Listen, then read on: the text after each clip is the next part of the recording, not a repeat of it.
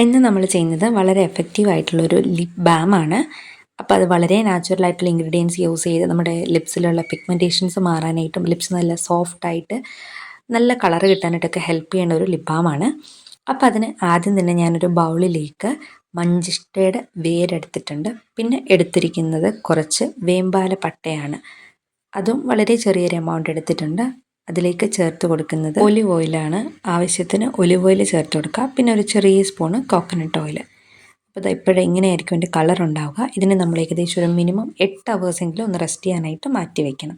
ആ ഒരു സമയം കൊണ്ട് ഇതിൻ്റെ ഉള്ളിലുള്ള എസൻസ് എല്ലാം നന്നായിട്ട് ഈ ഓയിലിലേക്ക് ഇറങ്ങും. അതിനുശേഷമാണ് നമ്മളിതിൻ്റെ പ്രിപ്പറേഷൻ ചെയ്യാനായിട്ട്. അപ്പോൾ 8 അവേഴ്സിന് ശേഷം ഇങ്ങനെയാകും ഇതിൻ്റെ കളർ ഉണ്ടാവുക. ആ ഒരു എല്ലാം നമ്മൾ ചേർത്ത മഞ്ചിഷ്ടയുടെയും വേമ്പാലപ്പട്ടയുടെയും ഒക്കെ എക്സ്ട്രാക്റ്റ് എണ്ണയിലേക്ക് നന്നായിട്ട് ഇറങ്ങിയിട്ടുണ്ട്. ഇതിനെ നമ്മൾ ഡബിൾ ബോയിൽ ചെയ്തെടുക്കണം. നന്നായിട്ട് വെള്ളം വെട്ടി തിളച്ചതിന് ശേഷം ഇത് ഡബിൾ ബോയിൽ ചെയ്തെടുക്കണം. അപ്പോൾ ഈ മഞ്ചിഷ്ടയുടെ ഒരു പ്രധാന ഗുണമെന്ന് പറഞ്ഞിട്ടുണ്ടെങ്കിൽ നമ്മുടെ സ്കിന്നിൽ ഈ കരിമാങ്കല്യം, പിഗ്മെൻറ്റേഷൻസ് അതൊക്കെ നന്നായിട്ട് മാറ്റാനായിട്ട് മഞ്ചിഷ്ടപ്പൊടി ഹെൽപ്പ് ചെയ്യും. അല്ലെങ്കിൽ മഞ്ചിഷ്ടയുടെ വേര് തന്നെ നമ്മൾ എടുക്കുന്നത് വളരെയധികം യൂസ്ഫുള്ളാണ്. അപ്പോൾ അതിൻ്റെ ഉള്ളിൽ നിന്ന് മഞ്ചിഷ്ടയും വേമ്പാലപ്പട്ടയും മാറ്റിയതിന് ശേഷം ഞാൻ നന്നായിട്ട് വെള്ളം തിളച്ചതിലേക്ക് നമ്മുടെ ബൗൾ ഇറക്കി വെച്ച് അതിലേക്ക് ബീസ് വാക്സ് ആണ് ചേർത്ത് കൊടുത്തത്. അത് ആ ഒരു കൺസിസ്റ്റൻസി കറക്റ്റ് കിട്ടാനായിട്ടാണ് ബീസ് വാക്സ് ചേർത്ത് കൊടുത്തത്. നന്നായിട്ട് അലുത്ത് വന്നതിന് ശേഷം നമുക്ക് ഫ്ലെയിം ഓഫ് ചെയ്യാം. ബാക്കി ആ ഒരു ചൂടത്ത് കിടന്ന് തന്നെ നന്നായിട്ട് അലുത്ത് വന്നോളും. അപ്പോൾ ഏകദേശം ഇപ്പോൾ ഇത്രയും വരെ ഇത് അലുത്തിട്ടുണ്ട്.